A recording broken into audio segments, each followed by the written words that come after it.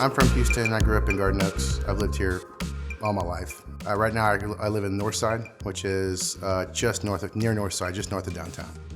My grandfather was a chef at River Oaks Country Club forever, and I mean, all of our kind of family gatherings were centered around the kitchen. It started there, and then it moved into the dining room later. So all of our social kind of family interaction was centered around the kitchen. It's an interesting story. I've been cooking since I was a kid, and I was in the front of the house for a long time. I was a waiter, I was a bartender for probably about 10 years. And I walked into a restaurant looking for a waiter job and walked into the back because they were the only people there. And I ran into the chef and the staff, and it just kind of went from there. They hired me as an expo food runner. And I had the bug. I was bitten, you know. My first memory of cooking was cooking for my parents. I wasn't allowed to cook. They wouldn't let me use the range because they were afraid I was going to burn myself or burn the house down or whatever.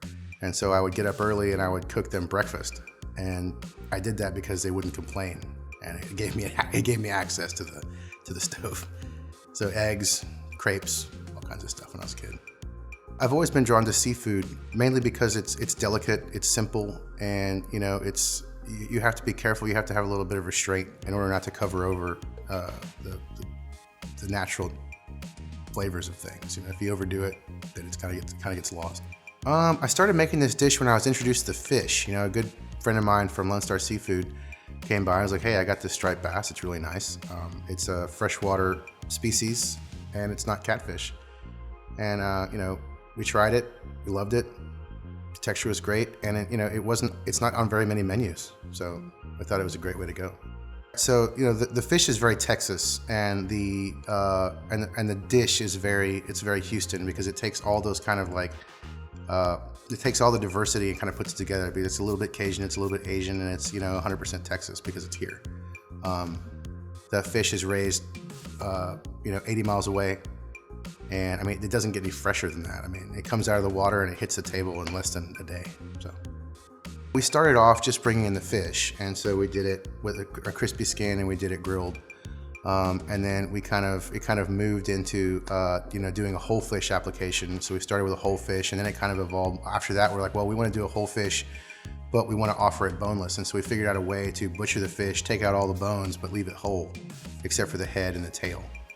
And so, I mean, that progression kind of led to where it is now, which is kind of one of those things where you can just kind of go in, eat it, not worry about the bones, and you get the best of both. You get the best of everything.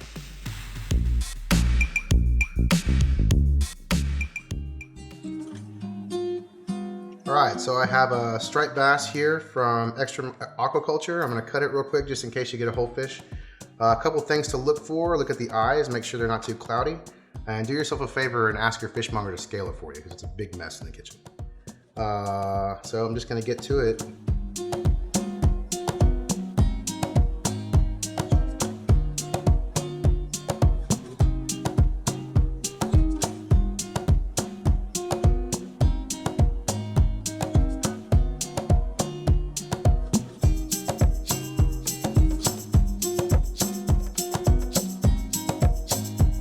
So I'm going to cut these green onions here for a little bit of garnish and to go into the rice portion of the dish.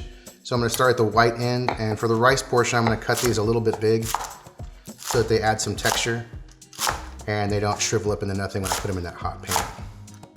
And then the next thing I'm going to do is cut these a little bit thinner for the garnish.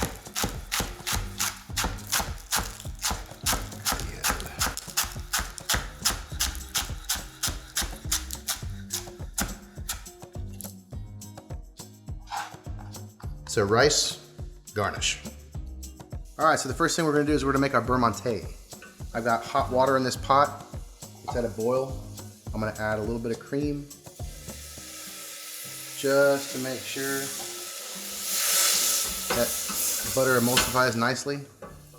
I'm gonna let this go on high. This is really hot, so I want this to reduce just a little bit before I start adding the butter. I'm gonna grab my whisk. Once this is reduced, I'm gonna lower the heat.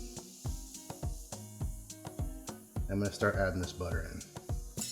You're gonna be better off to use cold butter, because the cold butter will emulsify better than room temp butter. And the idea is You don't want too much heat because too much heat will break the butter. We're going for creamy and thick here, not greasy and clear.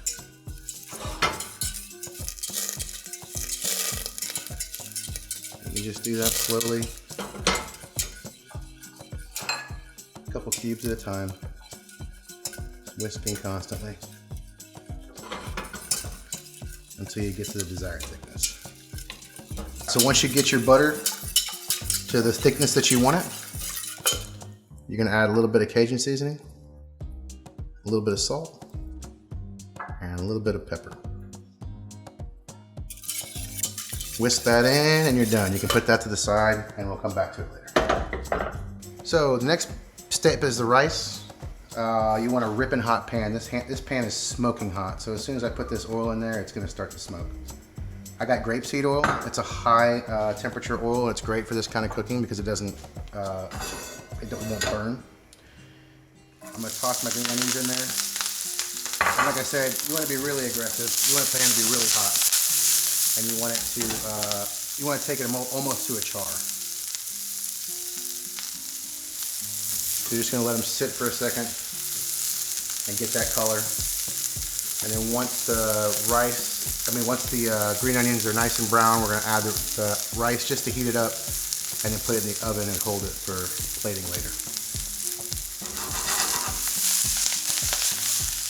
Ooh, it's like popcorn.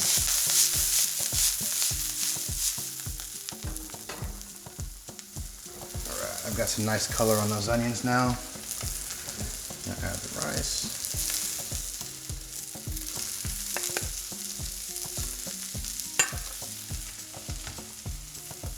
And you want to just give it a toss. Combine those things.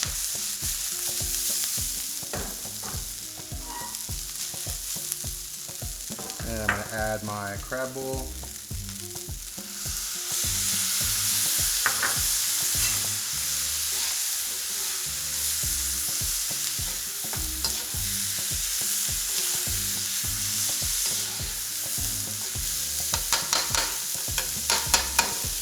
And then we're done. And I got my oven set at 200 just to keep it warm. And be careful when you pull that out, that pan's gonna be hot. All right, now it's fish time. We got our striped bass fillet here.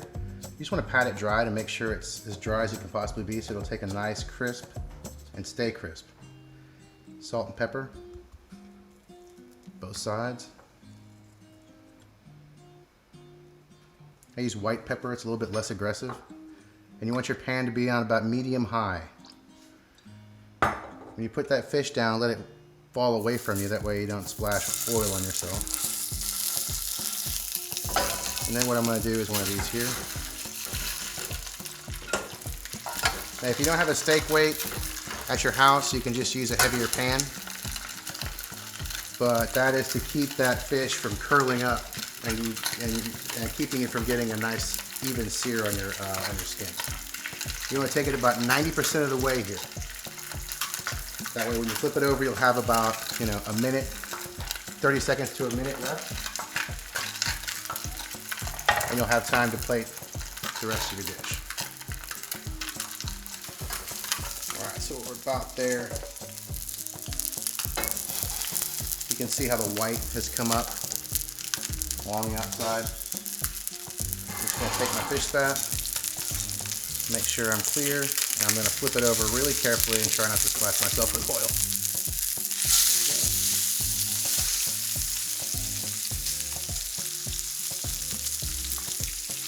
Now that fish is done, I'm going to flip it over one more time for good measure just to get a little bit more color on that skin, and we're going to be ready to go.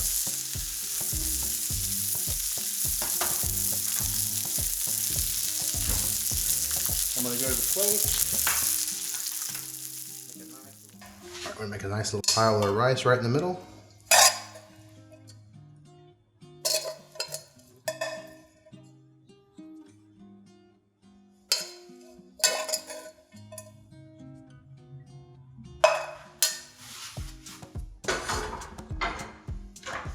And the fish will go right on top. It's done. Now we can move to our crawfish butter.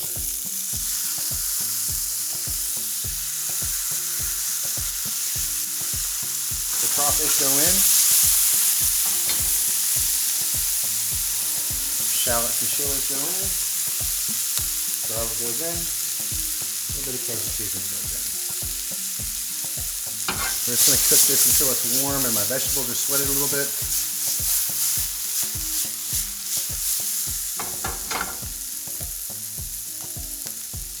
Finish it with my herbs. I've turned the heat off because I'm going to add the butter back in here. I don't want it to be too hot.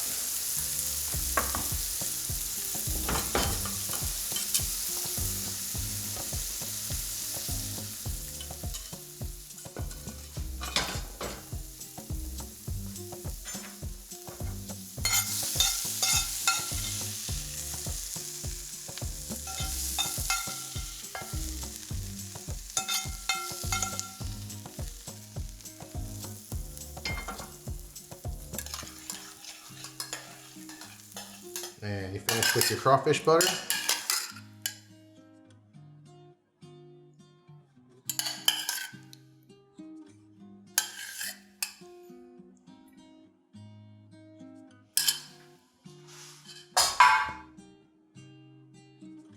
Get it to the table, keep the skin crispy. Enjoy.